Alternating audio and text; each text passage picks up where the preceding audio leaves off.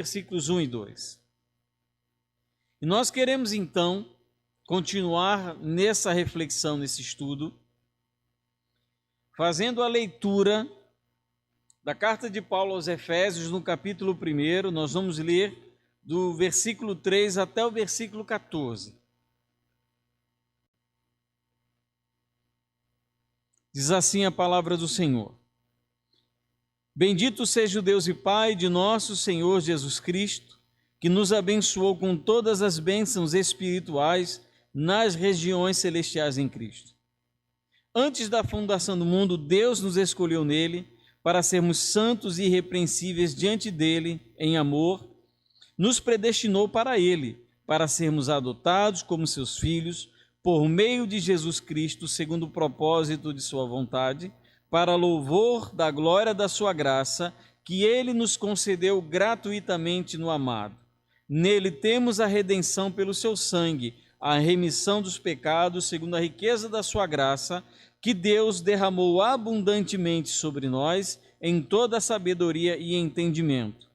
Ele nos revelou o mistério da sua vontade, segundo o seu propósito, que ele apresentou em Cristo, de fazer convergir nele, na dispensação da plenitude dos tempos, todas as coisas, tanto as do céu como as da terra. Em Cristo fomos também feitos herança, predestinados segundo o propósito daquele que faz todas as coisas conforme o conselho da sua vontade, a fim de sermos para louvor da sua glória, nós os que de antemão esperamos em Cristo. Nele também vocês, depois que ouviram a palavra da verdade, o evangelho da salvação, tendo nele crido, também receberam o selo do Espírito Santo da promessa. O Espírito é o penhor da nossa herança até o resgate da sua propriedade em louvor da sua glória. Paizinho, eu quero rogar a direção do Senhor nesse texto exaurível, inexaurível de conhecimento, profundo. Nos direciona, Senhor, dentro da grandiosidade do que está descrito em Efésios capítulo 1, versos 3 a 14. E as minhas limitações de passar da maneira adequada o sentido desse texto, que o Senhor nos conduza para um momento de reflexão e de profunda reverência a esse Deus Salvador. Nos ajuda, Senhor, a compreender e aplicar na nossa vida esse texto que nós vamos estudar nessa noite. Nos direciona, Pai, em sabedoria e em santidade. Em nome de Jesus. Amém. Amém, queridos. Nós então entramos na nossa segunda reflexão em cima da carta de Paulo aos nossos irmãos em Éfeso, capítulo 1, versos 13 a 14. Versos 13 a 14, vocês não vão perceber isso no texto em português, mas tem duas características interessantes desse texto, desse trecho. Nós chamamos de parágrafo, parágrafo. A primeira característica é que no texto original grego não existe um ponto final em todo esse trecho, a não ser no final do versículo 14. É como se fosse uma frase só no texto original. Tudo isso é o maior parágrafo de todo o Novo Testamento. Você tem um início e você tem um ponto final no final do versículo 14. E uma segunda característica interessante é que ele foi escrito para ter uma forma de cântico, de uma poesia, de uma música de adoração. Tanto que ele conclui, por exemplo, o final do trecho do 3 ao 6, ele conclui dizendo para louvor da glória da sua graça. Lá no final do segundo trecho, no versículo 12, para o louvor da sua glória, e no final, versículo 14 do terceiro trecho, em louvor da sua glória. É como se fosse uma música que tivesse um refrão. Então, amados, esse texto e essa profusão de adoração e de agradecimento de Paulo, que transborda para nós uma teologia tão profunda, tão excelente, vai nos apresentar, por intermédio do estudo dessa parte, desse trecho, grandes bênçãos que nós recebemos de Deus. São bênçãos incomparáveis. Aquilo que nós encontramos, essas bênçãos descritas no versículo 3 ao versículo 14 de Efésios capítulo 1, são bênçãos incomparáveis. O que nós vamos falar são coisas que nós não podemos sequer encontrar em nossa vida ou em qualquer outro lugar, algo que possa ser comparável. São bênçãos incomparáveis, são as mais excelentes, as sublimes, as mais importantes, daquele tipo de que se Deus lhe tirasse tudo e lhe deixasse apenas com as bênçãos descritas nos versículos 3 a 14, você já tem tudo e não precisa de mais nada para ser um crente grandioso, cheio de poder, cheio de autoridade, cheio de fruto, porque tudo que nós precisamos está descrito nesse texto e nos foi dado como grandes bênçãos da parte de Deus. Essas bênçãos também são inegavelmente graciosas, porque não são bênçãos conquistadas por intermédio da nossa ação, não são bênçãos conquistadas por intermédio da nossa petição, não são bênçãos conquistadas, obtidas por intermédio do esforço humano, são bênçãos inegavelmente dadas só porque Deus ele quer dar. É algo gracioso. Deus ele não é obrigado, Deus ele não pode ser compelido a, não é algo para o qual eu faça algo para merecer, é simplesmente fruto do amor gracioso de Deus por nós. E nós vamos perceber dentro do livro de Efésios como essas bênçãos tão graciosas contrastam com o estado do pecador. Não é só porque Deus é gracioso com todas as pessoas, não. Deus ele é gracioso com pecadores como nós. E essas também são bênçãos trinitárias. O texto de Efésios capítulo 1, versos 3 a 14, ele foi escrito para ressaltar a Trindade, o Pai, o Filho e o Espírito Santo, eternamente compartilhando da divindade, compartilham com nós bênçãos sob medida. Está aí descrito, versos 3 a 14, eu quero que você preste bastante atenção, porque vai chegar o dia em que nós não encontraremos bênçãos na nossa vida. Sabe aquela música? Conta a bênção, conta quantas são. Tem dia que você procura na mente e não consegue encontrar bênção no meio de tanta tristeza. E o que nós lemos então em Efésios 1, 13 a 14, é esse mapa, essa profusão de bênçãos, que se eu conhecer de fato, vão me conduzir inevitavelmente à adoração. Vão preencher a minha vida, vão dar à minha vida um sentido, por mais que eu não tenha absolutamente mais nada. E esse texto, então, ele se divide em 3 partes, em 3 porções, como eu falei, se assemelhando muito a um cântico de adoração. Conhecer a Deus produz adoração. Conhecer a Deus produz exaltação. Teologia profunda, complexa, descrita nos versículos 3 a 14, torna o texto profundamente belo e propõe no nosso coração, então, a disposição de adorar ao Senhor. Mas que bênçãos são essas que estão descritas no versículo 13 a versículo 14? Primeiro, versículos 3 a 6, nós encontramos as bênçãos do Deus Pai para nós. Olha o que diz o texto. Bendito seja o Deus e Pai de nosso Senhor Jesus Cristo, que nos abençoou com todas as bênçãos espirituais nas regiões celestiais em Cristo. Olha o que diz o texto. Nós fomos abençoados nas regiões celestiais com todas as bênçãos. Sabe qual falta bênção de Deus para você? Sabe que bênção está ali faltando? que ainda falta Deus lhe dar? Nenhuma.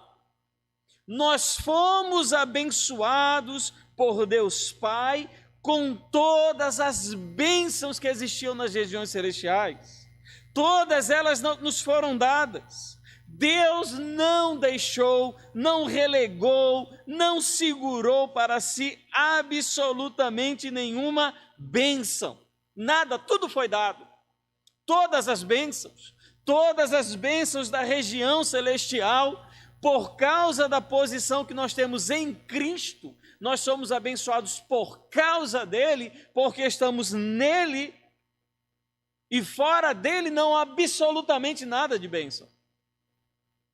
Então, primeiro, todas as bênçãos nos foram dadas.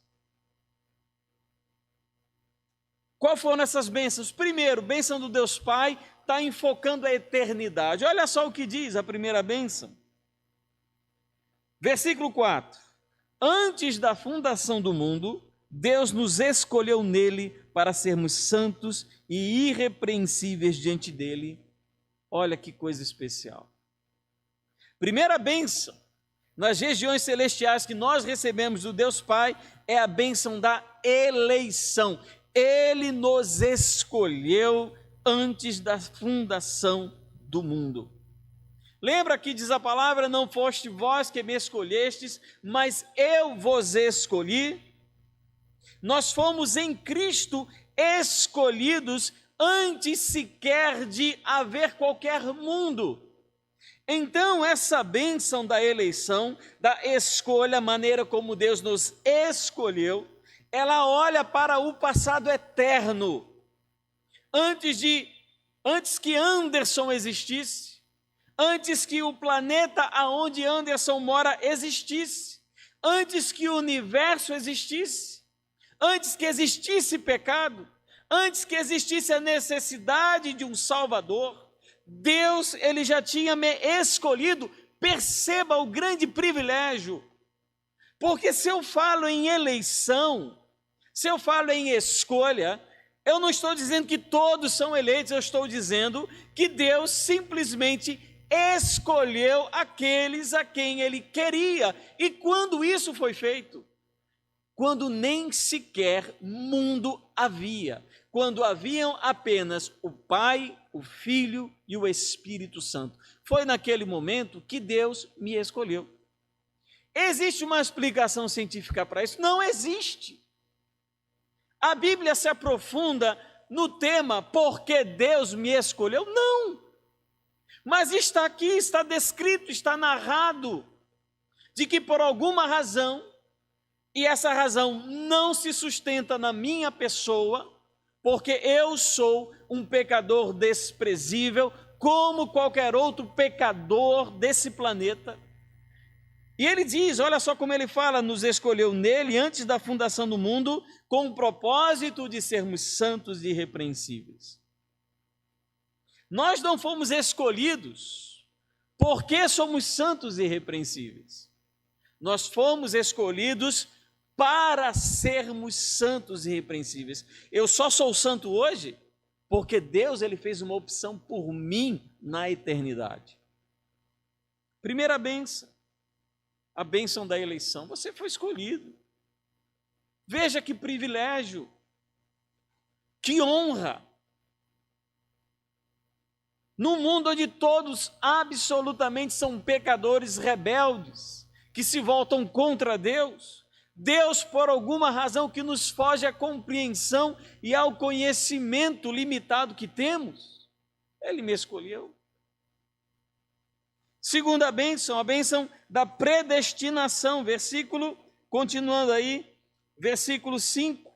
Em amor nos predestinou para ele, para sermos adotados como seus filhos, por meio de Jesus Cristo, segundo o propósito da sua vontade. Ele não apenas nos elegeu na eternidade, mas ele também nos predestinou. Ele nos separou para um propósito maior. Quando isso aconteceu? Depois que Adão e Eva pecaram? Não. Eu fico pensando, meu Deus, tem coisas na Bíblia que a gente não vai entender. A gente aceita, com coração humilde, com coração temeroso, mas a gente aceita porque é aquilo que está descrito no texto bíblico. Ele me elegeu antes sequer de haver pecado, antes sequer de haver Satanás. Só existia a Trindade, ele me escolheu, ele não apenas me escolheu, mas ele também me predestinou para ele. Me separou, eu nasci sendo separado. E qual é então a base dessa predestinação? O que o livro de Efésios fala? Ele nos escolheu com base simplesmente, como diz o texto, segundo o propósito da sua vontade. Alguns textos vão falar segundo o beneplácito da sua vontade, ou seja, ele nos escolheu com base naquilo que ele queria. É a explicação que o texto de Efésios dá. Ah, mas eu não acho bonito isso, eu acho isso injusto da parte de Deus, porque ele predestina um e outro pecador predestina. Acaso pode ao oleiro perguntar, acaso pode o barro perguntar ao oleiro por que me fizeste assim? A explicação de Efésios acerca da predestinação, capítulo 1, no versículo que nós lemos, é que ele nos predestinou com base exclusiva no seu querer. Qual querer é esse? Efésios não fala. E nem é importante, porque a ênfase aqui é que eu sou abençoado por ter sido eleito e por ter sido predestinado. Ah, mas eu não gosto da predestinação, não gosto da eleição. Então você tem que arrancar, primeiro, essa página do texto de Efésios, capítulo 1. E segundo, você é a pessoa mais abençoada por isso. Como você pode odiar aquilo que lhe beneficia? Duas bênçãos do Pai na eternidade: eleição e predestinação. Ele diz muito claro, de maneira muito interessante, antes da fundação do mundo, assim como antes da fundação do mundo fomos eleitos, assim também antes da fundação do mundo, nós em amor fomos predestinados para que nós fôssemos por ele adotados. Já estava tudo escolhido. Por que Deus me escolheu? Para que eu fosse filho dele. Eu fico pensando, meu Deus, é grandioso, é maravilhoso. Ele conhece a minha história do começo ao fim, ele viu e vê tudo o que eu fiz, tudo o que eu faço, tudo o que eu farei. E mesmo conhecendo o meu coração, mesmo sabendo o que eu sou, ele me escolheu e me predestinou para ser adotado para ele. Me diga, que glória, que louvor para a minha pessoa, em que eu posso me exaltar, em que eu posso me ufanar, em que eu posso me envaidecer, sabendo que se não fosse pela escolha e pela eleição de Deus a meu favor, eu seria outro pecador condenado ao inferno como qualquer outro. Não há absolutamente nada em mim que seja atrativo para o Senhor, para que Ele deseje a minha pessoa. Eu conheço muitas pessoas muito mais inteligentes, doutores, pessoas que têm a cabeça privilegiada, o cérebro privilegiado, prêmios Nobel, grandes governantes, gestores, pessoas que desenvolvem um trabalho social tremendo, mas Deus, Ele não quis essas pessoas, Ele me quis. Que louvor há para mim, que glória há para mim? Absolutamente nenhuma. Porque Deus fala, se não fosse pelo meu querer, você não seria absolutamente nada e nem ninguém. Aonde Deus me achou? Da onde Deus me tirou? Eu vi uma frase essa semana que eu achei interessante, né? Não fui eu que encontrei a Cristo, foi Cristo que me encontrou, porque quem estava perdido era eu e não o Senhor. Não foi eu que encontrei a Cristo, foi Ele que me encontrou. Quem estava perdido? Quem é o pecador miserável? Sou eu. Se não fosse pela intervenção graciosa, pela escolha, pela opção dele eterna, quando não havia sequer tempo, eu não estaria aqui, eu estaria em qualquer outro lugar. Deus fez tudo isso. Ele me escolheu, Ele me predestinou, única e exclusivamente para o louvor da sua glória. Deus, Ele escolheu porque Anderson vai ser, ó, gente boa. Não, ele fez isso para que ele tivesse mais glória. O centro da nossa formação espiritual como crentes, da nossa conversão, da nossa transformação, tudo aponta para o Senhor, e Ele fez todas as coisas para que toda a glória pertencesse única e exclusivamente a Ele. As bênçãos do Deus Pai para nós. Na eternidade Ele nos elegeu e Ele nos predestinou. E nós então encontramos, a partir do versículo 7 até o versículo 12, as bênçãos do Deus Filho para nós. Nele temos a redenção pelo seu sangue, a remissão dos pecados, segundo a riqueza da sua graça, que Deus derramou abundantemente sobre nós em toda sabedoria e entendimento. Ele nos revelou o mistério da sua vontade, segundo o seu propósito, que ele apresentou em Cristo, de fazer convergir nele, na dispensação da plenitude dos tempos, todas as coisas, tanto as do céu como as da terra. Em Cristo fomos também feitos herança, predestinados, segundo o propósito daquele que faz todas as coisas, conforme o conselho da sua vontade, a fim de sermos para louvor da sua glória, nós, os que de antemão esperamos em Cristo. Que maravilha! A eleição e a predestinação, como nós lemos na eternidade, o fato de Deus ter nos escolhido e nos separado previamente, não anula a necessidade da obra expiatória de Cristo. Alguns talvez possam pensar, pelo fato de que Deus elege e escolhe e predestina e separa as pessoas para o aceitarem, para receberem a Ele, então não é necessário que essas pessoas tenham um encontro pessoal com Cristo, de maneira nenhuma. Justamente o contrário. Pelo fato do Pai ser justo, Ele precisa resolver o problema da culpa e da penalidade que traz o pecado. Todo pecado produz morte, o pecado é escravidão, o pecado é distanciamento, é afastamento de Deus. Então, na eternidade, como nós lemos na figura do Deus Pai, Ele planejou o plano, Ele fez o plano da salvação, e o Filho executa esse plano, versículos 7 a 12. Essa obra, eternamente planejada pelo Pai, é executada pelo Filho.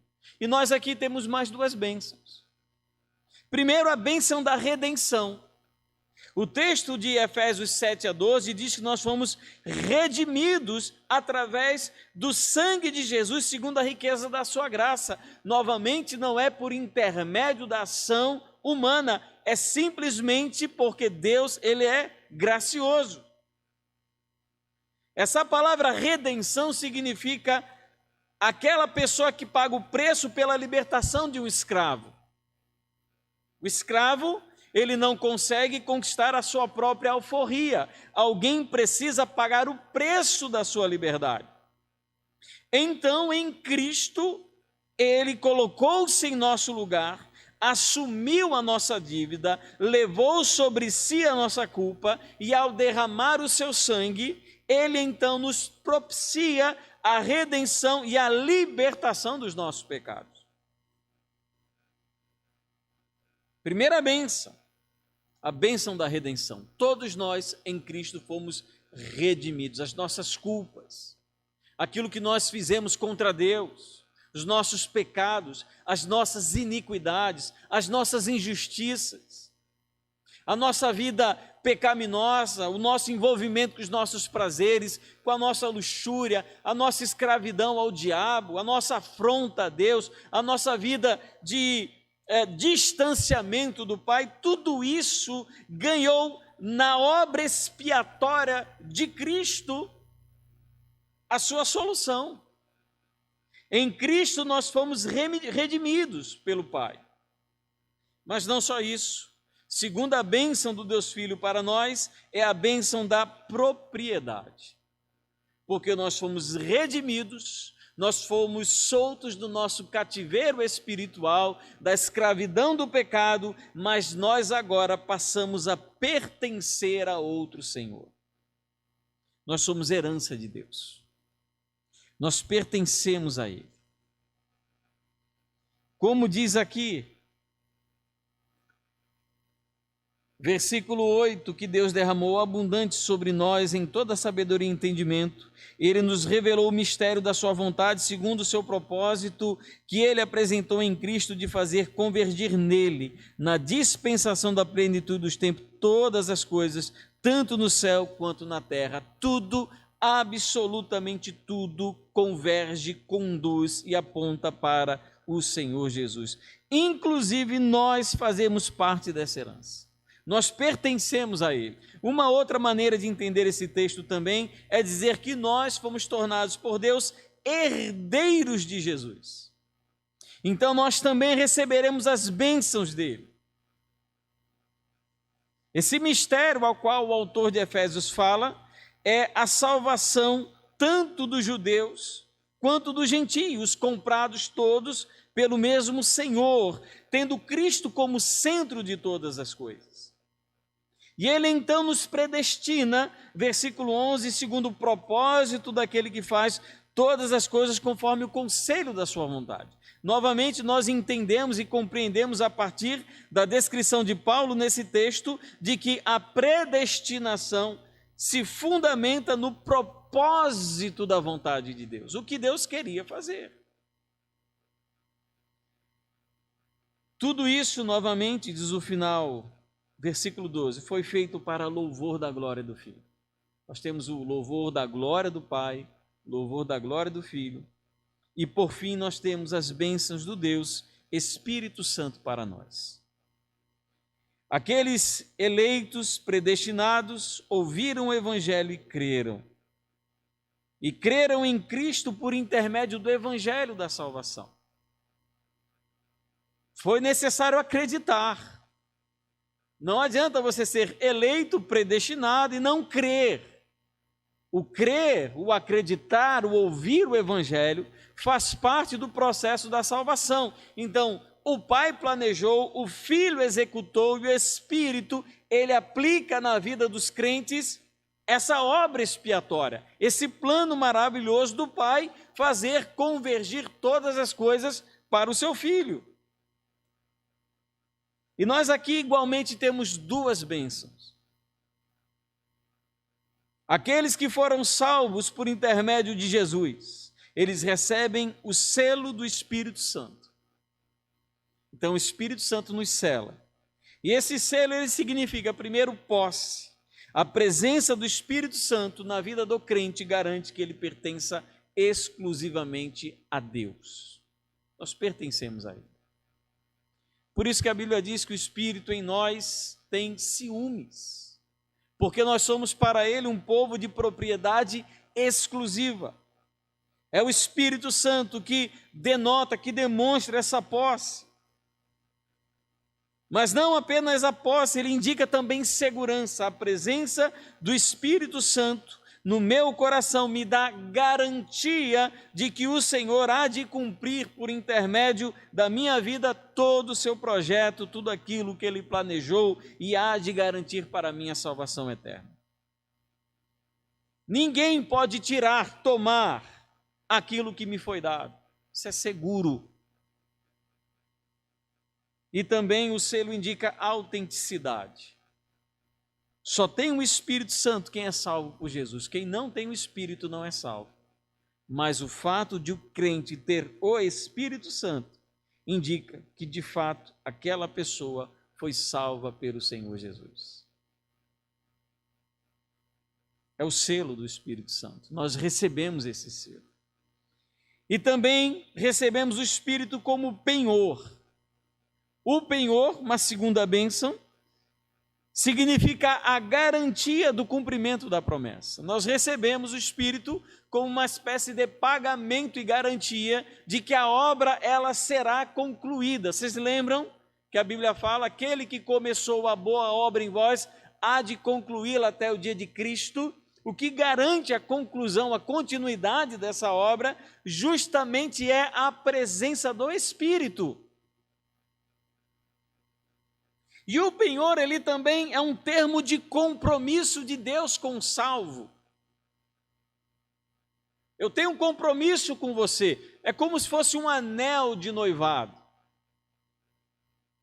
É uma proposta que Deus, Ele de fato vai cumprir. Então, Ele nos deu o Espírito para que tivéssemos a plena convicção e certeza de que Ele há de cumprir para nós todas aquelas promessas descritas na Bíblia. Duas bênçãos do Pai para nós, como nós lemos, bênção da eleição e bênção da predestinação, as bênçãos do Filho para nós, a bênção da redenção e a bênção da propriedade, e duas bênçãos do Espírito Santo para nós, a bênção do selo e a bênção do penhor. Essas são todas as bênçãos que nós precisamos. Todas. Se tudo mais nos faltar, nada há que devemos temer que faça mal à nossa alma, porque todas as bênçãos nas regiões celestiais em Cristo já foram nos concedidas. Qual deve ser então, queridos, a nossa postura diante dessa profusão maravilhosa e incomparável de grandes bênçãos? Eu sei que a gente vive num mundo, num tempo em que as pessoas falam sobre bênção em termos materiais. A gente se sente abençoado quando a conta bancária começa a entrar no azul. A gente se sente abençoado quando está bem de saúde. Nos sentimos abençoados quando a família está bem, quando começa a faltar dinheiro, quando começa a faltar saúde, quando as coisas começam a sair do nosso controle, nós então nos sentimos desamparados, mesmo tendo o Senhor nos dado todas essas bênçãos. Porque estamos entendendo bênção de Deus de uma maneira errada. Como nós devemos agir? Primeiro, nós devemos agir com humildade, porque nenhuma dessas bênçãos graciosas que nos foram concedidas pelo Pai, pelo Filho e pelo Espírito, nenhuma delas tem a ver com a gente ou com o que nós estamos fazendo.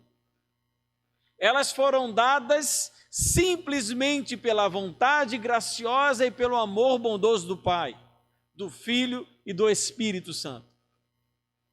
Isso deve nos conduzir à humildade. Quem sou eu? Que homem especial eu sou? Absolutamente nada há de especial em mim. O que tenho eu diferente dos demais? Nada.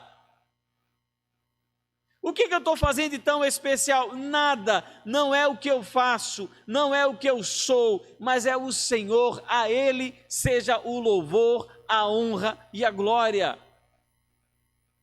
Quando eu olho para a descrição dessas bênçãos, bênçãos que fundamentam a minha vida e a minha salvação, eu me percebo como, primeiro, uma pessoa indigna de tais bênçãos. Eu não mereço. Deus fez muito mais por mim do que sequer eu poderia imaginar. Ainda assim o Senhor o fez. Isso deve conduzir o meu coração à humildade. Quem sou eu melhor do que essas pessoas que continuam perdidas sem Cristo? Eu não sou ninguém. O meu acordar, o meu despertar, o meu dia, é um dia em muitos aspectos exatamente igual ao de todas as pessoas que não conhecem a Deus. Alguns têm dias melhores, inclusive. Quem sou eu então para ser escolhido, eleito e chamado por Deus? Ninguém. Quem é você? Ninguém. O que é tocar um instrumento aqui? O que é ser pastor? Eu sou pastor, eu pastoreei uma igreja com 50 mil pessoas. O que é nada? Porque tudo que eu preciso para estar ao lado de Cristo, para usufruir a eternidade, tudo me foi dado graciosamente. Deus, Ele simplesmente podia ter decidido não me eleger, não me escolher, fundamentando naquilo que nós estamos lendo no livro de Efésios, mas não sei porquê. Ele quis dessa maneira. O que sobra para mim?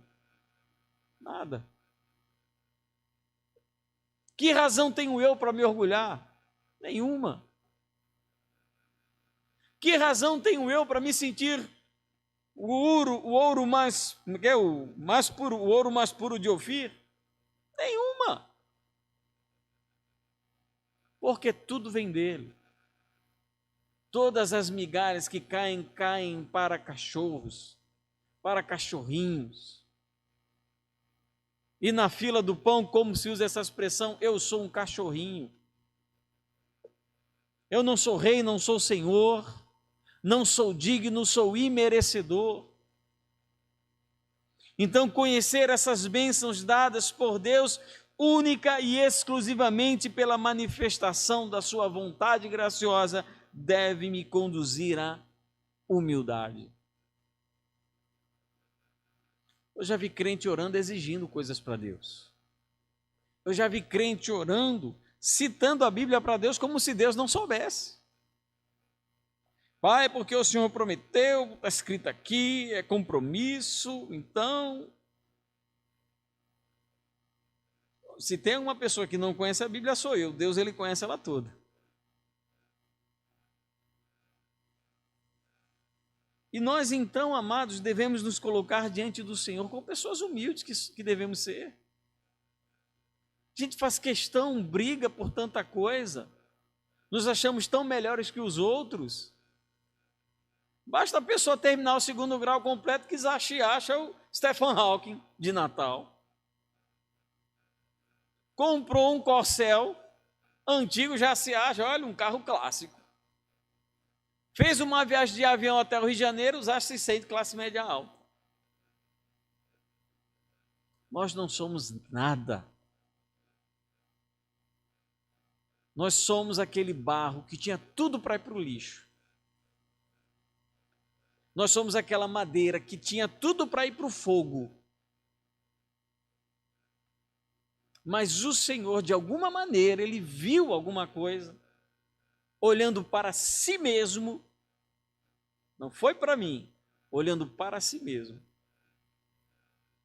Ele decidiu e optou pela minha vida. E naquele dia, 7 de novembro de 1992, o Senhor me chamou. O que resta para mim? Nada. O que isso produz no meu coração? Humildade. Senhor, não é por alguma coisa que eu tenha feito. Por isso que a salvação, ela é exclusivamente pela graça do Senhor. Não há nada, absolutamente nada, nada que possamos fazer para sermos salvos. É exclusivamente pela graça do Senhor, do começo ao fim. A presença do Espírito que me sustenta é graça do Senhor. Não é porque você é forte, valente, seus princípios morais e éticos são a prova da tentação. Não é por isso não, meu irmão. É o Espírito Santo que está lá como selo, como penhor, que foi dado para aquelas pessoas que foram abençoadas com a redenção, se tornaram propriedade de Deus, porque Deus, no passado eterno, ele simplesmente disse: você vai me pertencer. E sequer imaginava eu que um dia eu viesse à existência, nem poeira cósmica, um passado tão longínquo, tão distante, aonde só havia Deus. E o que sobra para mim? Ter um coração humilde. Por isso que a gente, lendo o Gênesis capítulo 3 e outros textos das Escrituras, nós entendemos porque Deus resiste ao soberbo, porque o pecado de Satanás foi o orgulho, querer se tornar como Deus, querer parecer com Deus em seu poder e sua glória, se achou demais. E conseguiu enganar Adão e Eva, de que comendo uma fruta seriam iguais a Deus. Não é pouca coisa, não precisa ser $1 milhão, é uma maçã, é uma banana, é uma bala, e nós então nos achamos com toda a possibilidade de debatermos e discutirmos com Deus cara a cara, porque nós então somos como Ele. O que sobra para nós? Nada. O que nós somos? Nada. Essas bênçãos que nós lemos e que Paulo então descreve de uma maneira tão bela e tão profunda por intermédio de quase uma música, é de que nós devemos ser pessoas humildes. Mas não só isso, queridos. Nós também precisamos aprender a sermos pessoas agradecidas. Tanto que em 3 momentos desse texto, desse trecho, desse parágrafo, ele fala para louvor da glória da sua graça. Nós precisamos aprender a dar graça, a sermos gratos. Esse é o propósito, porque Deus me escolheu, porque Deus me elegeu, porque Deus me redimiu, porque Deus me comprou, porque Deus me selou como Espírito, porque Deus penhorou em mim o Espírito para que eu fosse para o louvor da sua graça, para o louvor da glória da sua graça. Então a minha vida precisa ser para Ele uma adoração constante. Ah, está faltando feijão, aí começa a reclamação. Está faltando isso, começa a reclamar. Perceba, queridos, que você é rico e abençoado. Não porque você merece, como nós falamos, mas porque Deus, Ele decidiu lhe abençoar. Você não merece, não. Não se ache, não. Você não merece. Ninguém merece. Na verdade, nós desmerecemos. Mas veja, queridos, o quão rico e abençoado você é. Eleito. Você sabe que é eleição, né? Você vai escolher um presidente. Um vai ser, os outros não serão. Isso não é eleição? Se eu elejo todo mundo, aqui está todo mundo escolhido. Isso não é eleição. A eleição é quando você faz uma opção por alguém. Deus escolheu, optou por você. Que é um motivo maior de dar graça e dar glória. Se todo dia você lesse o livro de Efésios, se todo dia a sua cabeça se enchesse com esse conhecimento de que Deus, Ele escolheu, Ele lhe predestinou, Ele lhe separou, lhe redimiu, lhe comprou, Ele lhe selou, penhorou para você o Espírito, se você todo dia trouxesse isso à sua cabeça e você entendesse o quão profundo isso é, você teria todas as razões e seria constantemente compelido a louvar e agradecer ao Senhor pelo que Ele fez, porque você não merecia isso. Talvez o seu vizinho, mas você não. Talvez um parente seu, mas você não merecia, você sabe disso. Isso então, querido, deve provocar em nós adoração, gratidão. E a gratidão não é aquela demonstrada cantando uma música e tocando instrumento, é a gratidão com a vida. É a gratidão com aquilo que nós fazemos, é a dedicação integral da nossa existência àquele que nos salvou e que nós somos para Ele herança. No final de tudo, nós seremos herdados por Deus.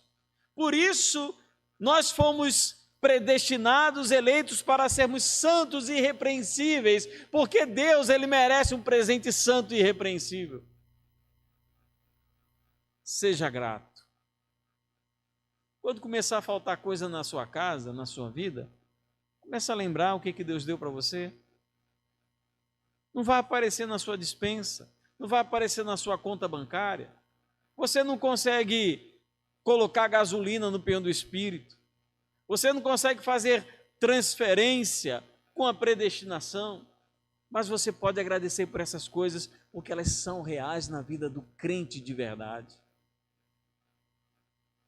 Vamos ser gratos. E olha que o apóstolo Paulo, ele está falando isso no momento em que ele está aprisionado. Lembra? A epístola de Efésios é uma epístola que nós chamamos de epístola da prisão. Ele estava preso em Roma. Ele não tinha nada. O que uma pessoa presa tem? Nada. Mas Paulo tinha tudo. Paulo tinha tudo. E ele consegue, então, nesse momento, queridos, falar todas as razões pelas quais ele pode agradecer e louvar a Deus de coração aberto, certo? Porque por mais que lhe tirem a vida, como de fato tiraram a vida de Paulo, ele tem todas as razões para agradecer.